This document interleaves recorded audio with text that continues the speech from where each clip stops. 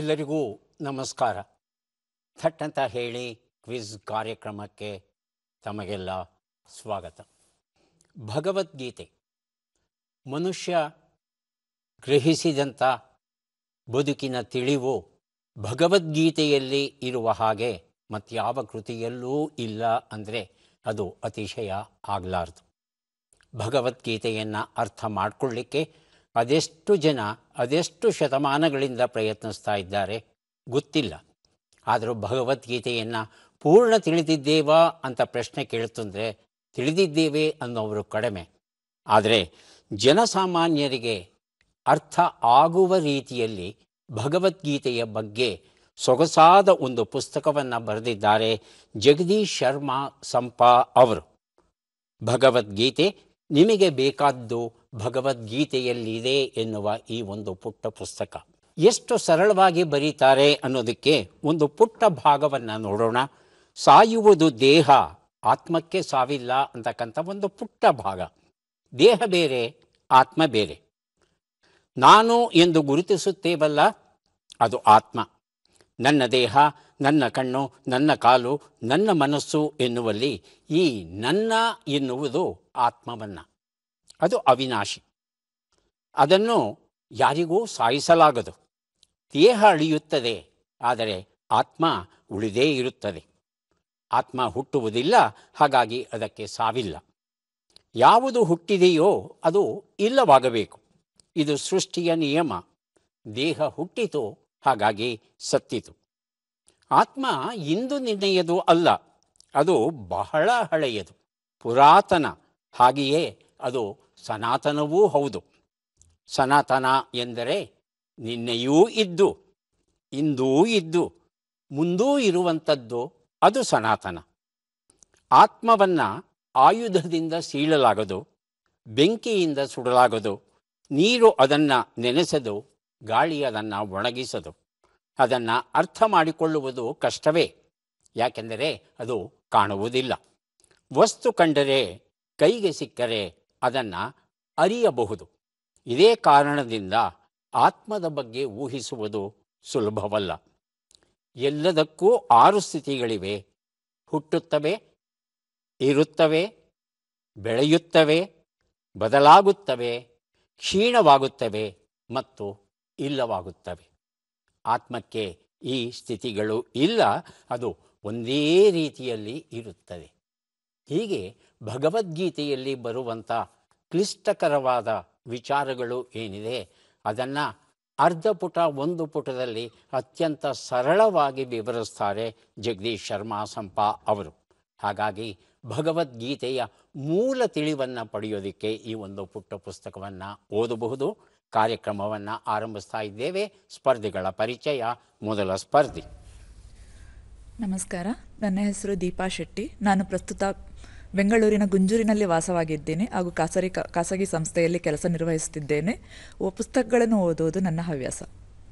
ಬಹಳ ಸಂತೋಷ ದೀಪಾ ಅವರೇ. ಕಾರ್ಯಕ್ರಮಕ್ಕೆ ಸ್ವಾಗತವನ್ನು ಕೋರ್ತಾ ಇದ್ದೇವೆ. ಮುಂದಿನ ಸ್ಪರ್ಧಿ. ನಮಸ್ಕಾರ ಎಲ್ಲರಿಗೂ. ನನ್ನ ಹೆಸರು ರವಿ ಉಳ್ಳಾಗಡ್ಡಿ ಅಂತ. ನಾನು ಮೂಲತಃ ಬಾಗಲಕೋಟೆ ಡಿಸ್ಟಿಕ್ ಮಾಲಿಂಗ್ಪುರದಿಂದ ಬಂದಿದ್ದೀನಿ. ಇಲ್ಲಿ ಬೆಂಗಳೂರಲ್ಲಿ ಖಾಸಗಿ ಕಂಪ್ನಿಯಲ್ಲಿ ಕೆಲಸ ಮಾಡ್ತಾಯಿದ್ದೀನಿ. ನನ್ನ ಹವ್ಯಾಸ ಮನೆಯ ಮೇಲೆ ಗಾರ್ಡನ್ ಬೆಳೆಸೋದು ಹಾಗೂ ಪುಸ್ತಕ ಓದುವುದು. ಬಹಳ ಸಂತೋಷ ರವಿ ಅವರೇ. ಕಾರ್ಯಕ್ರಮಕ್ಕೆ ಸ್ವಾಗತವನ್ನು ಕೋರ್ತಾ ಇದ್ದೇವೆ. ಮುಂದಿನ ಸ್ಪರ್ಧಿ. ಎಲ್ಲರಿಗೂ ನಮಸ್ಕಾರ. ನನ್ನ ಹೆಸರು ಭಾರತಿ ಬೀಜಾಡಿ. ನನ್ನ ಹವ್ಯಾಸ ಸಂಗೀತ ಕೇಳುವುದು. ನಾನು ಗೃಹಿಣಿ. ಭಾರತೀಯವರಿಗೆ ಸ್ವಾಗತವನ್ನು ಕೋರ್ತಾ ಇದ್ದೇವೆ. ಮೂವರು ಸಿದ್ಧವಾಗಿದ್ದರೆ ಕಾರ್ಯಕ್ರಮ ಆರಂಭಿಸೋಣ. ಮೊದಲಿಗೆ ನಿಯಮಗಳನ್ನು ಒಮ್ಮೆ ನೋಡಿಬಿಡೋಣ. ಒಟ್ಟು 10 ಪ್ರಶ್ನೆಗಳು. ಮೊದಲು ಬಜರ್ ಒತ್ತಿದವರಿಗೆ ಉತ್ತರ ನೀಡುವ ಅವಕಾಶ. ಪ್ರತಿ ಸರಿ ಉತ್ತರಕ್ಕೆ ಒಂದು ಪುಸ್ತಕ ಬಹುಮಾನ. ಆಯ್ಕೆಗಳು ಬರುವ ಮೊದಲೇ ಬಜರ್ ಒತ್ತಿ ಸರಿ ಉತ್ತರ ನೀಡಿದರೆ 2 ಪುಸ್ತಕ ಬಹುಮಾನ. 100 ಅಂಕ ಗಳಿಸಿದವರಿಗೆ ಒಂದು ಪುಸ್ತಕ. ವಿಶೇಷ ಬಹುಮಾನ. ನಕಾರಾತ್ಮಕ ತಂತ್ರಗಳಿಗೆ ಅವಕಾಶವಿಲ್ಲ. ಇಂದಿನ ಕಾರ್ಯಕ್ರಮದಲ್ಲಿ ನಾವು ಕೊಡುವ ಎಲ್ಲ ಪುಸ್ತಕಗಳನ್ನು ನಮಗೆ ಕೊಟ್ಟಿದ್ದಾರೆ ಸಾವಣ್ಣ ಪ್ರಕಾಶನದವರು ಹಾಗೂ ಬಹುರೂಪಿ ಪ್ರಕಾಶನದವರು. ಎರಡೂ ಸಂಸ್ಥೆಗಳಿಗೆ ಕೃತಜ್ಞತೆಗಳನ್ನು ಸಲ್ಲಿಸುತ್ತಾ ಕಾರ್ಯಕ್ರಮದ ಮೊದಲ ಪುಸ್ತಕ, ಮೊದಲ ಪ್ರಶ್ನೆಯನ್ನು ನೋಡೋಣ. ಕತೆ ಡಬ್ಬಿ, ರಂಜನಿ ರಾಘವನ್ ಬರೆದ ಸೊಗಸಾದ ಕಥಾಕೃತಿ. ಮೊದಲ ಪ್ರಶ್ನೆ: ದಿಲ್ಲಿ ಸರ್ಕಾರವು ಭತ್ತದ ಕೂಳೆಯ ನಿರ್ವಹಣೆಗೆ ಯಾವ ಪ್ರಯೋಗವನ್ನು ನಡೆಸಿದೆ? ಆಯ್ಕೆಗಳನ್ನು ನೋಡೋಣ. Burning, natural gas, bio decomposer. ಮೊದಲಿಗೆ ರವಿ, ನಂತರ ಭಾರತಿ.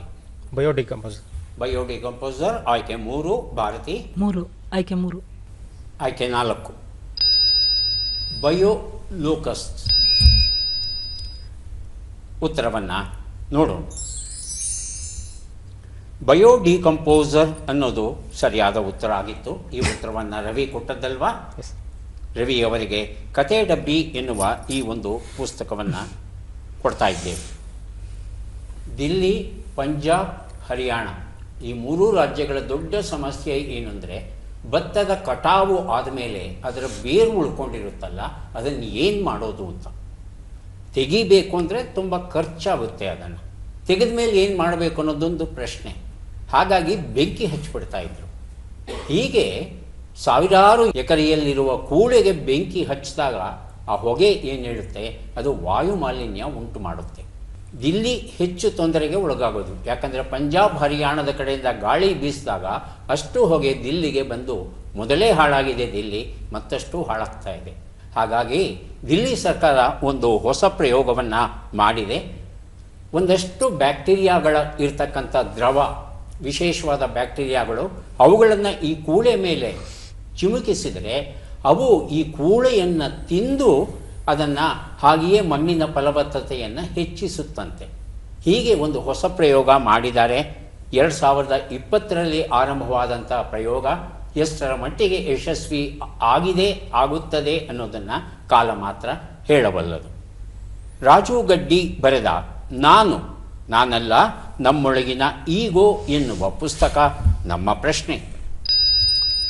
ಮನುಷ್ಯನು ಯಾವ ನರವಾನರನೊಡನೆ ತನ್ನ 98.8% ವಂಶವಾಹಿಗಳನ್ನು ಹಂಚಿಕೊಂಡಿದ್ದಾನೆ? ಆಯ್ಕೆಗಳನ್ನು ನೋಡೋಣ. ಬೋನೊಬೋ, ಚಿಂಪ್ಯಾನ್ಜಿ, ಗುರಿಲ್ಲಾ, ಉರಾಂಗುಟನ್. ಮೊದಲಿಗೆ ದೀಪಾ, ಆನಂತರ ಭಾರತಿ. ಚಿಂಪಾಂಜಿ ಆಯ್ಕೆ 2. ಚಿಂಪಾಂಜಿ ಆಯ್ಕೆ 2. ಹೇಳಿ ಭಾರತಿ. ಚಿಂಪಾಂಜಿ. ಉತ್ತರವನ್ನು ನೋಡು. ಚಿಂಪ್ಯಾನ್ಜಿ ಉತ್ತರ ಸರಿಯಾಗಿದೆ. ನಾನು ಎನ್ನುವ ಈ ಒಂದು ಪುಸ್ತಕವನ್ನು ದೀಪಾ ಅವರಿಗೆ ಕೊಟ್ಟಿದ್ದೇನೆ. ಮನುಷ್ಯನಿಗೂ ಚಿಂಪಾಂಜಿಗೂ ಎಷ್ಟಪ್ಪ ವ್ಯತ್ಯಾಸ ಅಂದರೆ 1.2. ಎರಡು ಜೀವಿಗಳ ನಡುವೆ ವ್ಯತ್ಯಾಸ ಕೇವಲ 1.2% ಅಷ್ಟೇ ವ್ಯತ್ಯಾಸ ಅಂತೆ. ಆದರೆ ಚಿಂಪ್ಯಾನ್ಜಿಗೂ ಮನುಷ್ಯನಿಗೂ ಗುಣಲಕ್ಷಣಗಳಲ್ಲಿ ಎಷ್ಟೆಲ್ಲ ವ್ಯತ್ಯಾಸ ಇದೆ ಅನ್ನೋದನ್ನು ನಾವು ನೋಡ್ತಾ ಇದ್ದೇವೆ. ಈ 1.2ರಷ್ಟು ವಂಶವಾಹಿಗಳು ಮನುಷ್ಯನಿಗೆ ಇಷ್ಟೆಲ್ಲ ಶಕ್ತಿ ಕೊಟ್ಟು ಮಂಗಳನ ಅಂಗಳಕ್ಕೆ ಹಾರುವ ಸಾಮರ್ಥ್ಯ ಕೊಟ್ಟಿದೆ. ಆದರೆ ಚಿಂಪ್ಯಾನ್ಜಿಗಳಿಗೆ ಇಲ್ಲ ಅನ್ನೋದಾದರೆ ನಂಬಲಿಕ್ಕೆ ಕಷ್ಟವಾಗುತ್ತೆ. ಅಷ್ಟು ಸೂಕ್ಷ್ಮವಾದದ್ದು ಈ ವಂಶವಾಹಿಗಳು. ರಂಗಸ್ವಾಮಿ ಮೂಕನಹಳ್ಳಿ ಅವರು ಬರೆದಂಥ 108 ಡೈಲಿ ಮನಿ ಎನ್ನುವ ಪುಸ್ತಕ ವಿತ್ತ ಪದಗಳ ಅರ್ಥಗುಚ್ಛ ಅಂತ ಹೇಳ್ತಾರೆ. ಅರ್ಥಶಾಸ್ತ್ರಕ್ಕೆ ಸಂಬಂಧಪಟ್ಟಂಥ ಪಾರಿಭಾಷಿಕ ಪದಗಳು ಏನಿವೆ ಆ ಪದಗಳನ್ನು ವಿವರಿಸುವಂಥ ಪುಸ್ತಕ ಇದು. ನಮ್ಮ ಪ್ರಶ್ನೆ: ಒಡಿಶಾ ಸರ್ಕಾರದ ಸುಭದ್ರಾ ಯೋಜನೆಯಲ್ಲಿ ಫಲಾನುಭವಿಗಳು ಎಷ್ಟು ಹಣವನ್ನು ಪಡೆಯಲಿದ್ದಾರೆ? ಆಯ್ಕೆಗಳನ್ನು ನೋಡೋಣ. 60,000 ರೂಪಾಯಿಗಳು, 30,000 ರೂಪಾಯಿಗಳು, 50,000 ರೂಪಾಯಿಗಳು. ಭಾರತಿ 60. ರವಿ 50,000. 50 ಆಯ್ಕೆ 4. 80,000 ರೂಪಾಯಿಗಳು. ಉತ್ತರವನ್ನು ನೋಡೋಣ. ಸರಿಯಾದ ಉತ್ತರ 50,000 ರೂಪಾಯಿಗಳು ಆಗಿತ್ತು. ರವಿ ಈ ಉತ್ತರವನ್ನು ಕೊಟ್ಟಿದ್ದಾರೆ. ಅವರಿಗೆ 108 ಡೈಲಿ ಮನಿ ಎನ್ನುವ ಈ ಒಂದು ಪುಸ್ತಕವನ್ನು ಕೊಟ್ಟಿದ್ದೇವೆ. ಸುಭದ್ರಾ ಅಂದರೆ ಕೃಷ್ಣನ ತಂಗಿ, ಪುರಿಯ ಜಗನ್ನಾಥನ ತಂಗಿ ಸುಭದ್ರಾ. ಆಕೆಯ ಹೆಸರಲ್ಲಿ 21 ವರ್ಷದಿಂದ 60 ವರ್ಷಗಳ ವಯಸ್ಸಿನ ಎಲ್ಲ ಹೆಣ್ಣು ಮಕ್ಕಳಿಗೆ 1 ವರ್ಷದ ಅವಧಿಯಲ್ಲಿ 50,000 ರೂಪಾಯಿಗಳ ನಗದನ್ನು ಕೊಡುತ್ತಂತೆ ಒಡಿಶಾ ಸರ್ಕಾರ. ಅದರ ಒಟ್ಟಿಗೆ ಕೊಡೋದಿಲ್ಲ, 1 ವರ್ಷಕ್ಕೆ 10,000 ಹಾಗೆ 5 ವರ್ಷಗಳ ಅವಧಿಯಲ್ಲಿ 50,000 ರೂಪಾಯಿಗಳನ್ನು ಕೊಡುವ ಭರವಸೆಯನ್ನು ನೀಡಿದೆ. ಮುಂದಿನ ಪುಸ್ತಕ ನನ್ನೆದೆಯ ಹಾಡು ಕವನ ಸಂಕಲನ, ಮೇಟಿ ಕೊಟ್ರಪ್ಪ ಬರೆದಿರುವಂಥದ್ದು ನಮ್ಮ ಪ್ರಶ್ನೆ. NPS ವಾತ್ಸಲ್ಯ ಯೋಜನೆ ಯಾರಿಗೆ ಉಪಯುಕ್ತ? ಆಯ್ಕೆಗಳನ್ನು ನೋಡೋಣ. ವಿಶೇಷ ಚೇತನರು, ಹಿರಿಯ ನಾಗರಿಕರು, ರೈತರು, ಮಕ್ಕಳು. ಮೊದಲಿಗೆ ರವಿ, ನಂತರ ಭಾರತಿ. ಮೊದಲನೇ ಆಯ್ಕೆ ವಿಶೇಷ ಚೇತನರು. ಭಾರತಿ? ಹಿರಿಯ ನಾಗರಿಕರು. ಸೆಕೆಂಡ್ ಹಿರಿಯ ನಾಗರಿಕರು. ಉತ್ತರವನ್ನು ನೋಡೋಣ. ಸರಿಯಾದ ಉತ್ತರ ಮಕ್ಕಳು ಆಗಿತ್ತು. ನ್ಯಾಷನಲ್ ಪೆನ್ಷನ್ ಸ್ಕೀಮ್, ರಾಷ್ಟ್ರೀಯ ಪಿಂಚಣಿ ಯೋಜನೆ ಅಂತ ಬಹಳ ಬಹಳ ಬಹಳ ಅದ್ಭುತವಾದ ಯೋಜನೆ ಇದು. 18 ವರ್ಷಕ್ಕಿಂತಲೂ ಕಡಿಮೆ ವಯಸ್ಸಿನ ಮಕ್ಕಳು, ಆಗ್ತಾನೆ ಒಂದು ಮಗು ಹುಟ್ಟಿದೆ ಅಂತ ಇಟ್ಕೊಳ್ಳಿ, ಆ ಮಗುವಿನ ಹೆಸರಲ್ಲಿ ಒಂದು ಖಾತೆಯನ್ನು ತೆರೀಬೇಕು. ಅದು ಬೆಳೀತಾ ಬೆಳೀತಾ ಬೆಳೀತಾ ಹೋಗುತ್ತೆ. 18 ವರ್ಷಗಳವರೆಗೂ ಮಗುವಿನ ಹೆಸರಲ್ಲೇ ಇರುತ್ತೆ. 18 ವರ್ಷ ಆದಮೇಲೆ ಏನು ಹಣ ಸಂಗ್ರಹ ಆಗಿದೆ ಅದು ಈ ಪಿಂಚಣಿ ಯೋಜನೆಗೆ ಪರಿವರ್ತನೆ ಆಗುತ್ತೆ.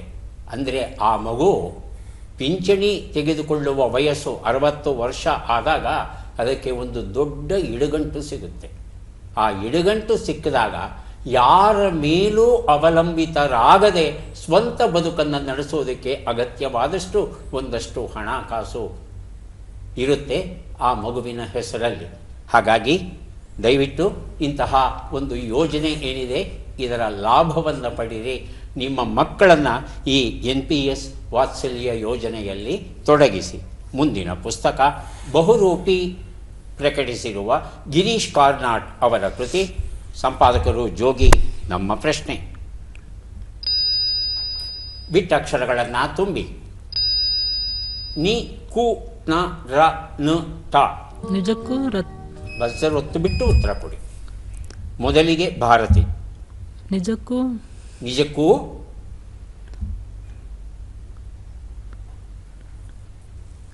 ರತನ್ ಟಾಟಾ. ಸಾವಕಾಶವಾಗಿ ಹೇಳಿ, ಆ ಥರ ಏನಿಲ್ಲ. ನಿಜಕ್ಕೂ ಅನ್ನೋದು ಅರ್ಥವಾಯಿತು. ಮುಂದಿನ ಶಬ್ದ ರತ್ನ. ರತನ್ ಟಾಟಾ. ರತನ್ ಟಾಟಾ.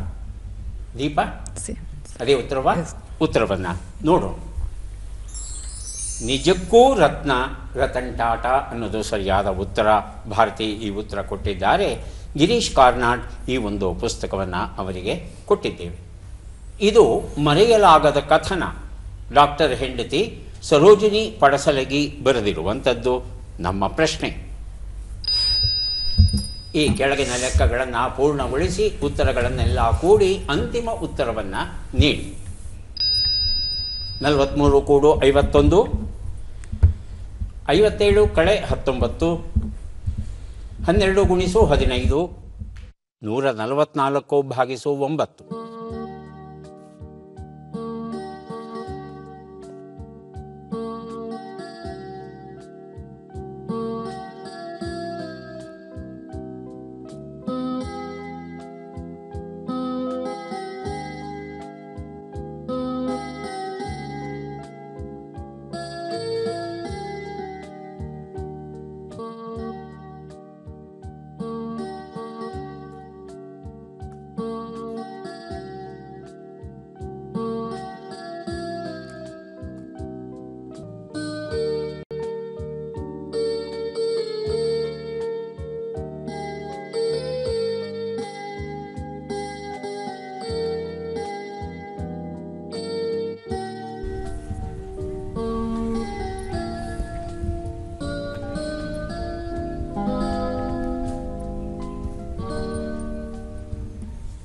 ಉತ್ತರವನ್ನು ಹೇಳಿ ದೀಪ.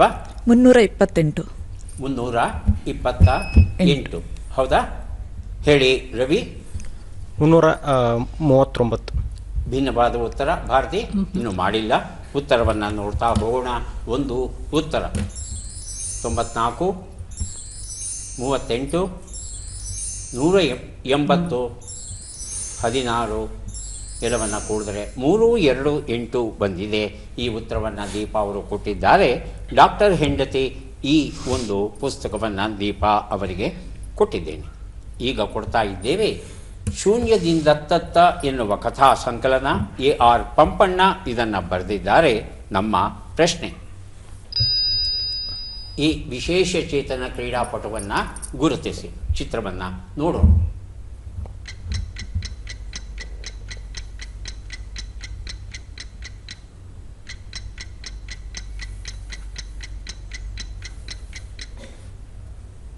ಆಯ್ಕೆಗಳನ್ನು ನೋಡೋಣ.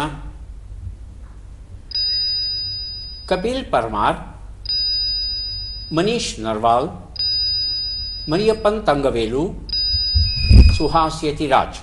ಮೊದಲಿಗೆ ಭಾರತಿ, ಆನಂತರ ದೀಪ. Third one.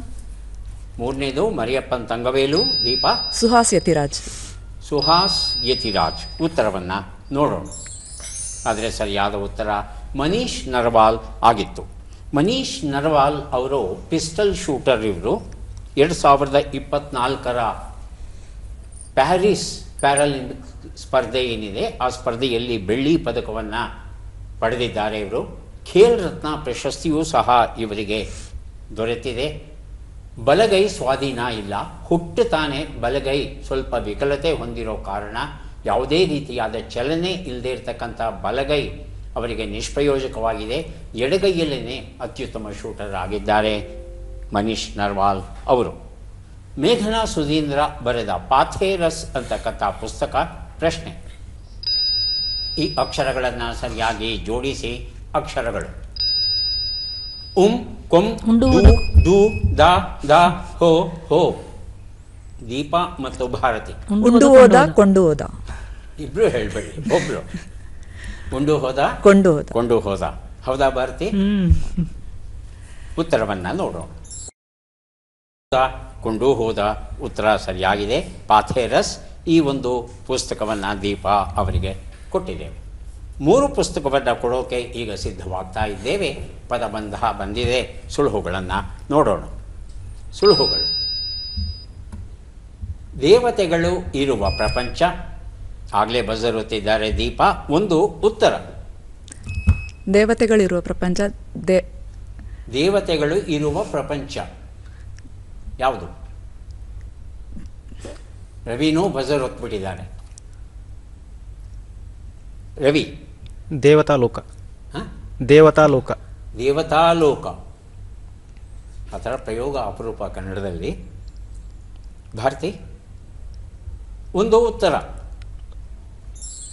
ಅಮರಲೋಕ. ಎರಡೂ ಉತ್ತರ. ಯಾರು ಬೇಕಾದರೂ ಬಜರ್ ಹೊತ್ತಿ ಉತ್ತರವನ್ನು ಕೊಡಿ. ನಮನ. ಉತ್ತರವನ್ನು ನೋಡೋಣ. ನಮನ ಉತ್ತರ ಸರಿಯಾಗಿದೆ. 3 ಉತ್ತರ. ಯಾರು ಬೇಕಾದರೂ ಬಜರ್ ಹೊತ್ತಬಹುದು, ಉತ್ತರ ಕೊಡಬಹುದು. ತಿರುಗು ಮುರುಗು ಅಥವಾ ವ್ಯತ್ಯಾಸವಾಗಿದೆ ಎನ್ನುವ ಅರ್ಥ. ದೀಪ ಅವರು ವಿಲೋಮ. ಉತ್ತರವನ್ನು ನೋಡೋಣ. ವಿಲೋಮ ಉತ್ತರ ಸರಿಯಾಗಿದೆ. ಕುವೆಂಪು ನೆನಪು ಪ್ರಭು ಜೈರಾಮ್ ಬರೆದಂಥ ಪುಸ್ತಕ. ಖುಷಿ ಪಡಲು ಕಾರಣ ಶೈಲೇಶ್ ಪಟ್ಟವರ್ಧನ್ ಬರೆದಂಥ ಪುಸ್ತಕ. 2 ಪುಸ್ತಕ ಕೊಟ್ಟಿದ್ದೇನೆ ದೀಪ ಅವರಿಗೆ. ಈಗ ಕಾರ್ಯಕ್ರಮದ ಕೊನೆಯ ಘಟ್ಟಕ್ಕೆ ಬಂದಿದ್ದೇವೆ. 5 ಪ್ರಶ್ನೆಗಳು, ಚಟ್ಪಟ್ ಚಿನ್ಕುರುಳಿ. ಮೊದಲ ಅವಕಾಶ ದೀಪ ಅವರಿಗೆ ಬರ್ತಾ ಇದೆ. ಸಿದ್ಧವಾಗಿದ್ದೀರಿ ಅಲ್ವಾ? ಮೊದಲ ಪ್ರಶ್ನೆ: ಹರ ಇಲ್ಲ ಶಿವ ಇಲ್ಲ ಎಂಬ ನುಡಿಗಟ್ಟಿನ ಅರ್ಥವೇನು? ತೆಪ್ಪಗಿರುವಿಕೆ, ದೇವರಿಲ್ಲ ಎನ್ನುವ ನಾಸ್ತಿಕ. ದೇವರಿಲ್ಲ ಎನ್ನುವ ನಾಸ್ತಿಕ. ಮುಂದಿನ ಪ್ರಶ್ನೆ: ಪ್ರೀತಿ ಅನುರಾಗ ಎಂಬ ಅರ್ಥವನ್ನು ಕೊಡುವ ಶಬ್ದ ಯಾವುದು? ನಲ್ಮೆ, ಬಲ್ಮೆ. ನಲ್ಮೆ. ಮುಂದಿನ ಪ್ರಶ್ನೆ: ಶ್ರೀಶೈಲದಲ್ಲಿರುವ ಜ್ಯೋತಿರ್ಲಿಂಗದ ಹೆಸರೇನು? ಮಲ್ಲಿಕಾರ್ಜುನ, ಕಾರ್ತ್ಯವೀರಾರ್ಜುನ. ಮಲ್ಲಿಕಾರ್ಜುನ. ಮುಂದಿನ ಪ್ರಶ್ನೆ: ಈ ಗಾದೆಯನ್ನು ಪೂರ್ಣಗೊಳಿಸಿ. ಊರಿಗೆ ಸುಬೇದಾರನಾಗಿದ್ದರೂ ತಾಯಿಗೆ ಮಗ. 5ನೇ ಪ್ರಶ್ನೆ: ಈ ಒಗಟನ್ನು ಬಿಡಿಸಿ. ಪುಷ್ಪಕುಚ್ಛದಲ್ಲಿ ಹುಟ್ಟಿ ಪುಷ್ಪಾಕ್ಷ ಸತಿಗೆನಿಸಿ ಪುಷ್ಪದಿಂ ಪೂಜೆಗೊಳುತಿಹ ಲೋಕಹಿತೆ ಪುಷ್ಪಶರನ ಮಾತೆ ಯಾರೆಂದ? ಬಹಳ ಸರಳವಾಗಿದೆ. ಪುಷ್ಪಶರ ಯಾರು ಅಂತ ಗೊತ್ತಾದರೆ ಹೇಳೋದು ಬಹಳ ಸುಲಭ. ಉತ್ತರವನ್ನು ನೋಡ್ತಾ ಹೋಗೋಣ. ಒಂದು ಉತ್ತರ: ಹರ ಇಲ್ಲ ಶಿವ ಇಲ್ಲ ಅಂದರೆ ತೆಪ್ಪಗಿರುವಿಕೆ, ಏನೂ ಉತ್ತರ ಕೊಡ್ತಾ ಇಲ್ಲ ಅನ್ನೋ ಅರ್ಥ ಬರುತ್ತೆ. 2ನೇ ಪ್ರಶ್ನೆಗೆ ಉತ್ತರ ನಲ್ಮೆ ಸರಿಯಾಗಿದೆ. 3ನೇ ಪ್ರಶ್ನೆಗೆ ಉತ್ತರ ಮಲ್ಲಿಕಾರ್ಜುನ ಸರಿಯಾಗಿದೆ. 4ನೇ ಪ್ರಶ್ನೆಗೆ ಉತ್ತರ ಊರಿಗೆ ಸುಬೇದಾರನಾಗಿದ್ದರೂ ಸಂತೆಗೆ ಸರದಾರನೇ. ಊರಿಗೆ ರಾಜನಾದರೂ ತಾಯಿಗೆ ಮಗ ಅನ್ನೋದು ಸರಿಯಾದ ರೂಪ. ಇಲ್ಲಿ ಸುಬೇದಾರ ಆಡಳಿತ ನಡೆಸೋನು, ಸಂತೆಯಲ್ಲಿ ಒಂದು ಆಡಳಿತ ನಡೆಸೋಕ್ಕಾಗಲ್ಲ, ಅವನು ಸೈನ್ಯದಲ್ಲೋ ಪೊಲೀಸಲ್ಲೋ ನಡೆಸಬಹುದು. ಇದು ಸರಿಯಾದ ರೂಪ. 5ನೇ ಪ್ರಶ್ನೆಗೆ ಉತ್ತರ ಇದು ಲಕ್ಷ್ಮೀ. ಪುಷ್ಪಗುಚ್ಛದಲ್ಲಿ ಹುಟ್ಟಿ ಅಂದರೆ ಕಮಲದಲ್ಲೇ ಹುಟ್ಟಿದಳು ಅಂತ. ಪುಷ್ಪಾಕ್ಷನ ಸತಿ ಎನಿಸಿ ನಾರಾಯಣನ ಸತಿ ಎನಿಸಿ ಪುಷ್ಪದಿಂದ ಪೂಜೆಗೊಳ್ಳುವ ಲೋಕಹಿತೆ ಪುಷ್ಪಶರನ ಮಾತೆ. ಕಾಮ ಮನ್ಮಥ ಅವನು ಲಕ್ಷ್ಮಿಯ ಮಗ ಅನ್ನೋ ಒಂದು ಕತೆ ನಮ್ಮಲ್ಲಿ ಉಂಟು. 2 ಪ್ರಶ್ನೆಗಳಿಗೆ ತಾವು ಸರಿಯಾದ ಉತ್ತರ ಕೊಟ್ಟಿದ್ದೀರಿ. 2 ಪುಸ್ತಕಗಳನ್ನು ತಮಗೆ ಕೊಡ್ತಾ ಇದ್ದೇವೆ. ರವಿಯವರು ಸಿದ್ಧವಾಗಿದ್ದರೆ ಪ್ರಶ್ನೆಗಳನ್ನು ಆರಂಭಿಸ್ತೇವೆ. ಮೊದಲ ಪ್ರಶ್ನೆ, ಹರಾಜು ಹಾಕು ಎಂಬ ನುಡಿಗಟ್ಟಿನ ಅರ್ಥವೇನು? ಮಾನಕಳೆ, ಮಾರಾಟ ಮಾಡು. ಮಾನಕಳೆ. ಮುಂದಿನ ಪ್ರಶ್ನೆ, ಹೊಸತಾದ, ನವೀನವಾದ ಎಂಬ ಅರ್ಥವನ್ನು ಕೊಡುವ ಶಬ್ದ ಯಾವುದು? ನವ, ಭವ. ನವ. ಮುಂದಿನ ಪ್ರಶ್ನೆ, ಉಜ್ಜಯಿನಿಯಲ್ಲಿರುವ ಜ್ಯೋತಿರ್ಲಿಂಗದ ಹೆಸರೇನು? ಮಹಾಕಾಳೇಶ್ವರ, ಮಹಾರುದ್ರೇಶ್ವರ. ಮಹಾಕಾಳೇಶ್ವರ. ಮುಂದಿನ ಪ್ರಶ್ನೆ, ಈ ಗಾದೆಯನ್ನು ಪೂರ್ಣಗೊಳಿಸಿ. ಊರಿಗೆ ಬಂದ ಮಾರಿ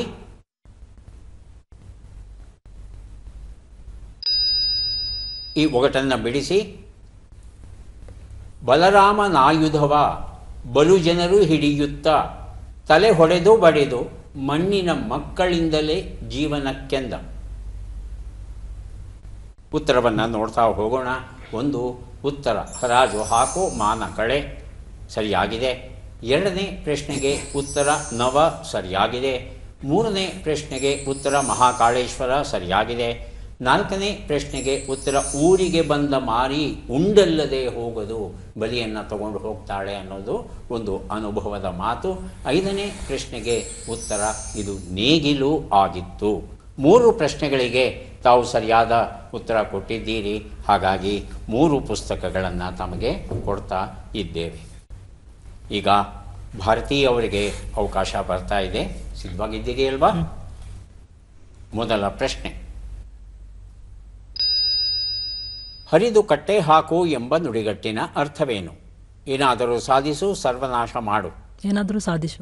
ಮುಂದಿನ ಪ್ರಶ್ನೆ, ಲಾವಣ್ಯ, ಅಂದ ಎಂಬ ಅರ್ಥವನ್ನು ಕೊಡುವ ಶಬ್ದ ಯಾವುದು? ನವಣೆ, ನವಣಿ. ನವಣಿ. ಮುಂದಿನ ಪ್ರಶ್ನೆ, ಸೇತುಬದ್ಧದಲ್ಲಿರುವ ಜ್ಯೋತಿರ್ಲಿಂಗದ ಹೆಸರೇನು? ರಾಮೇಶ್ವರ, ನಾಗೇಶ್ವರ. ರಾಮೇಶ್ವರ. ಮುಂದಿನ ಪ್ರಶ್ನೆ, ಈ ಗಾದೆಯನ್ನು ಪೂರ್ಣಗೊಳಿಸಿ. ಕೆರೆ ನೀರು ಒಳ್ಳೆಯದೇ. ಮುಂದಿನ ಪ್ರಶ್ನೆ, ಈ ಒಗಟನ್ನು ಬಿಡಿಸಿ. ಶಿಲೆಯ ಬೆಣ್ಣೆಯ ತೆಗೆದು ಬಲು ಜನರು ಸೇವಿಪರು, ಮಲಹರನ ಮಂದಿರಕ್ಕೆ ಬಳೆಯುವರು. ಇದರರ್ಥ ಘಳಿರನೆ ಹೇಳೆಂದ. ಮಲಹರ ಅಂದರೆ ಈಶ್ವರ. ಉತ್ತರವನ್ನು ನೋಡ್ತಾ ಹೋಗೋಣ. 1 ಉತ್ತರ ಹರಿದು ಕಟ್ಟೆ ಹಾಕು, ಏನಾದರೂ ಸಾಧಿಸು. ಉತ್ತರ ಸರಿಯಾಗಿದೆ. 2 ಉತ್ತರ ಲಾವಣ್ಯ, ಅಂದ, ನವಣಿ ಸರಿಯಾಗಿದೆ. 3 ಉತ್ತರ ರಾಮೇಶ್ವರ ಸರಿಯಾಗಿದೆ. 4 ಉತ್ತರ ಕೆರೆ ನೀರು ಒಳ್ಳೆಯದೇ, ಆದರೆ ಮೊಸಳೆ ಕಾಟ ಏನು ಮಾಡೋದು? 5ನೇ ಪ್ರಶ್ನೆಗೆ ಉತ್ತರ ಇದು ಸುಣ್ಣದ ವರ್ಣನೆ ಆಗಿತ್ತು. ಮಲಹರನ ಮಂದಿರಕ್ಕೆ ಬಳೆಯುವರು ಅಂತ ಹೇಳ್ತಾರೆ, ದೇವಸ್ಥಾನಕ್ಕೆ ಬಳಿತಾರೆ ಅಂತ. ಎಷ್ಟು ಸರಿ ಉತ್ತರ ಕೊಟ್ರಿ? 3 ಅಲ್ವಾ? 3 ಪುಸ್ತಕಗಳನ್ನು ತಮಗೆ ಕೊಡ್ತಾ ಇದ್ದೇವೆ. ಯಾರಿಗೆ ಎಷ್ಟು ಪುಸ್ತಕ ಬಂದಿದೆ ಅದನ್ನು ನೋಡುವ ಕ್ಷಣ ಈಗ ಬಂತು. ದೀಪಾ ಶೆಟ್ಟಿ ಅವರಿಗೆ 3, 4, 7 ಪುಸ್ತಕಗಳು ತಮಗೆ ದೊರೆಯುತ್ತಾ ಇದೆ. ಪುಸ್ತಕಗಳನ್ನು ಸ್ವೀಕರಿಸಿ ಕಾರ್ಯಕ್ರಮದಲ್ಲಿ ಭಾಗಿಯಾಗಿದ್ದಕ್ಕೆ ತಮಗೆ ಧನ್ಯವಾದಗಳನ್ನು ಅರ್ಪಿಸ್ತಾ ಇದ್ದೇವೆ. ಧನ್ಯವಾದಗಳು. ರವಿ ಅವರಿಗೆ 5 ಪುಸ್ತಕ ಸ್ವೀಕರಿಸಿ ಅಭಿನಂದನೆಗಳು.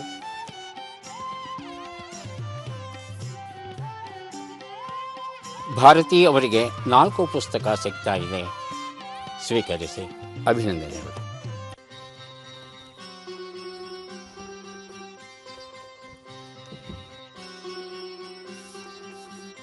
ಯಾವುದೇ ಒಂದು ಹೊಸ ಭಾಷೆಯನ್ನು ಕಲಿಬೇಕಾದರೆ ಆ ಭಾಷೆಯಲ್ಲಿ ಇರತಕ್ಕಂಥ ಕೆಟ್ಟ ಮಾತುಗಳನ್ನು ಮೊದಲು ಕಲಿತುಕೊಳ್ಳಿ ಅಂತಕ್ಕಂಥ ಒಂದು ಗಾದೆ ಮಾತು ಇಂಗ್ಲೀಷಲ್ಲಿ ಉಂಟು.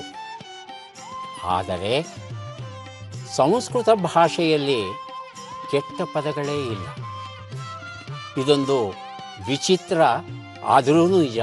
ಸಂಸ್ಕೃತ ಭಾಷೆಯಲ್ಲಿ ಬೈಗಳು ಇಲ್ಲವೇ ಇಲ್ಲ. ಅಬ್ಬಬ್ಬ ಅಂದರೆ ಗಾರ್ಧವ ಅನ್ಬೋದು ಅಷ್ಟೇ, ಕತ್ತೆ ಅಂತ.